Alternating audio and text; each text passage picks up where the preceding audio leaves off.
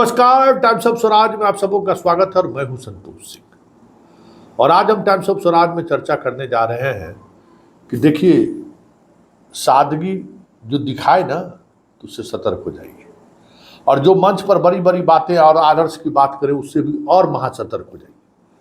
क्योंकि ये दो तत्व जो है ना, इंसान का जो ये दो तत्व है, वो समझिए डबल फेस का आदमी जरूर है।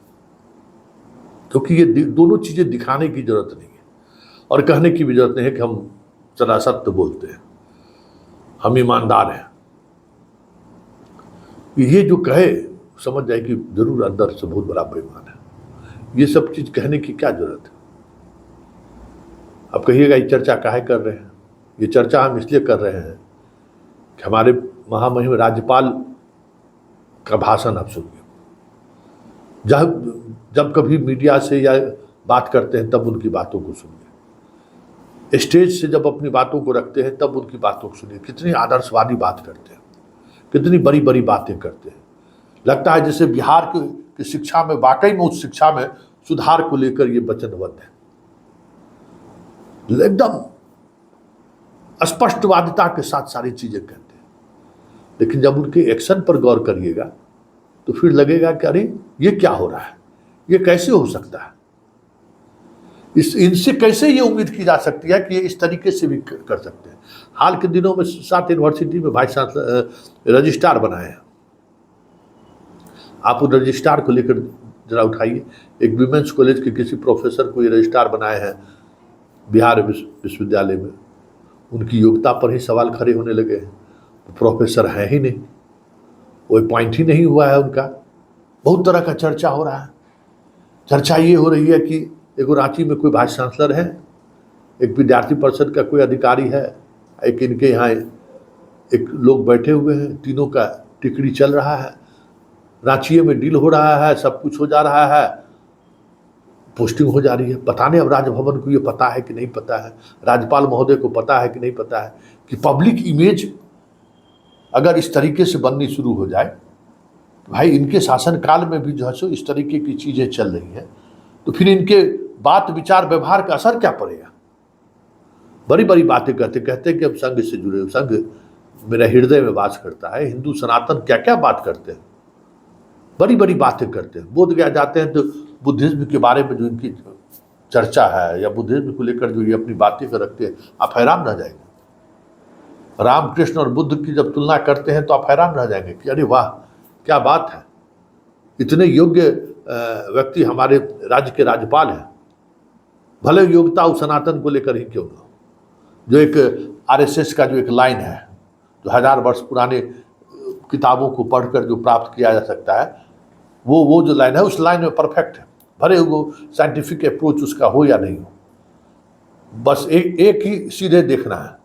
देखते ना घोड़ा देखते हो कि घोड़ा का जैसे लगा देता है ऐसा कि सामने ही देखे, अगल बगल बाएं दाएं नहीं देखे। तो संघ का ही चरित्र है कि जो संघ में लोग जुड़े या जो संघ के लोग हैं वो सीधा देखते हैं। एकमात्र मिशन है हिंदू राष्ट्र, हिंदू राष्ट्र, हिंदू राष्ट्र सनातन। इससे आगे वो बात नहीं कर सकता है, उससे आगे उनका चक्षु दृष्टि जा ही नहीं सकता है। लेकिन ईमानदारी की तो उम्मीद ऐसे लोगों से कर सकते हैं, क्योंकि एक खास कमिटमेंट को लेकर 100 साल से जो ऑर्गेनाइजेशन काम कर रहा है, उस ऑर्गेनाइजेशन से जुड़े हुए लोगों से तो उम्मीद की जा सकती है। लेकिन जिस तरीके से एक एक रजिस्ट्रार के बारे में जो खबर आ रही है, जिन लोगों को उन्होंने रजिस्ट्रार बनाया, अब कोई अरविंद महिला संस्कृत की कोई शिक्षिका, कोई प्रोफेसर थे, कई तरह के उन पर चार्जेज है, कई तरह के आरोप लगे हुए हैं, कई तरह की जांचें चल रही है, राजभवन में दर्जनों शिकायत है उनके खिलाफ, उसको रजिस्ट्रार बना दिए। मतलब आप रजिस्ट्रार बना इस तरीके से आप बनाएंगे तो फिर आप जो बच्चों के बीच, छात्रों के बीच जो बातें कहने के लिए जाते हैं, छात्र देखता है कि आप कैसे आदमी को वाइस चांसलर बनाए हैं, कैसे आदमी को आप रजिस्ट्रार बनाए हैं। एक यूनिवर्सिटी के वाइस चांसलर का मीडिया वाला सवाल कर रहा है, वो हकला रहा है, बोल ही नहीं पा रहा है। हमको तो आश्चर्य लगा कि वो आदमी प्रोफेसर कैसे बन गया। जो हकला रहा है वो पढ़ा कैसे रहा? भाई प्रोफेसर बनना था, मान लीजिए मीडिया में हमें हकलाने वाला आदमी मीडिया में कैसे आ सकता है? उसको तो 24 घंटा स्क्रीन पर रहना है। तो अब कोई प्रोफेसर ऐसा हो जो हकला रहा है, अपनी बातों को रख नहीं पा रहा है, वो आपको उसको आप वाइस चांसलर बना दीजिए। मतलब अजीब महिमा है आपका। तो ये सारी चीजें अगर आपकी जानकारी में नहीं है, आपके आसपास के बैठे हुए लोग आप तक ये बातें नहीं पहुंचने दे रहे, तो इन चीजों को समझिए, इन चीजों को देखिए, महसूस कीजिए। आपका जो एक अलग तरीके की छवि बनी है वही खत्म हो जाएगी।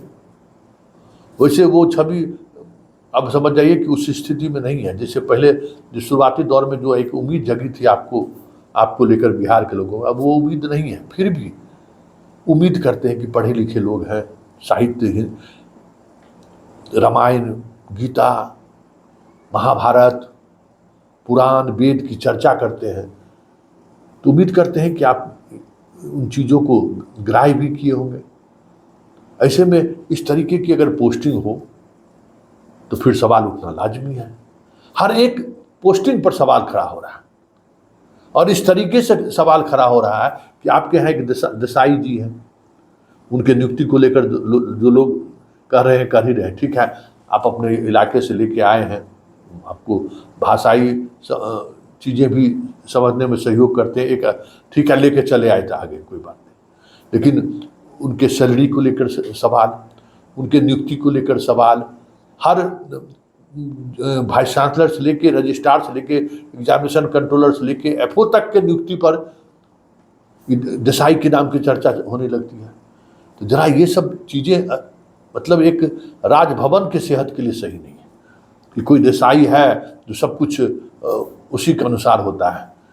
बड़े बड़े शिकायतें होती हैं, आप उन चीज़ों को इंटरटेन कर लेते हैं, लेकिन पता चलता है कि फाइल ही नहीं भर रहा है, और हर फाइल पर कहा जाता है कि देसाई बढ़ जाते हैं। तो ये इमेज भी सही नहीं है। इस इमेज से आपके गवर्नेंस पर प्रभाव पड़ेगा, और पड़ भी रहा है। ऐसा नहीं है कि पड़ नहीं रहा है, पड़ भी रहा है। आप जरा मूल्यांकन करिए ना, जब से आप आए हैं, ठीक है, के पाठक से विवाद हुआ, बहुत तनातनी मोच की लड़ाई की तरह जो है सो चीज़ों को ले लिए। अब तो के पाठक है नहीं, और अब जो सरकार प्रोसेस अपनाने जा रही है कि प्रोफेसी जो है सो शिक्षा विभाग के अधिकारी होंगे, और हम उसके माध्यम से हम चीज़ों को गवर्न करेंगे, उस पर आपकी स्वीकृति भी ली जा रही है, ये भी खबर है। खैर जो भी हो वो आपका डोमेन है, लेकिन इन चीज़ों को समझने की जरूरत है कि ये जो चर्चाएं हो रही है ना, उस चर्चा से राजभवन को बचना चाहिए।